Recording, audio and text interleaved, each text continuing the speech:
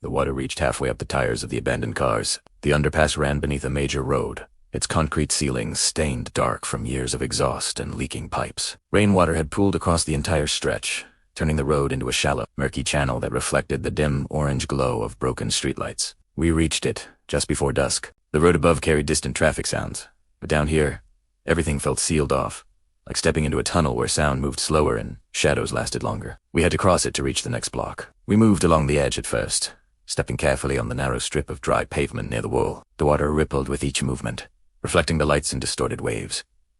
Several vehicles sat abandoned in the middle lanes, their doors open, interiors dark and silent. Water changes everything. It slows movement, hides obstacles, and carries sound in strange ways. I stayed near the front, watching the far exit, where the road curved upward into fading daylight. The concrete pillars lining the center divider created deep shadows that blocked parts of the view. Halfway through the crossing, the first shot cracked from behind one of those pillars. The bullet struck the side of a submerged car, sending water splashing across the hood. We dropped behind the nearest vehicle instantly, boots sinking into the shallow flood as we used doors and engine blocks for cover. More shots followed, sharp and controlled. I leaned across the hood and fired short bursts toward the concrete support, forcing whoever was there to pull back into shadow. Then the water rippled behind us. Another burst came from the opposite side of the underpass, lower and closer to the wall, trapping us between two angles. The sound of gunfire echoed violently off the concrete ceiling, mixing with the slosh of water. Radio calls stayed tight and calm. Hold vehicle cover. Watch center pillars.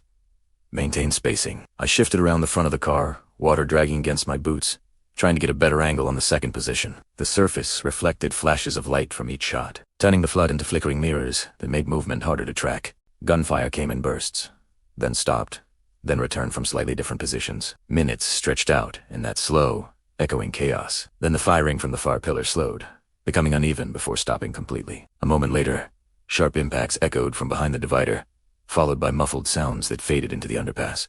The closer position fired once more. Then that angle went silent too. We held our positions, watching, waiting for any movement.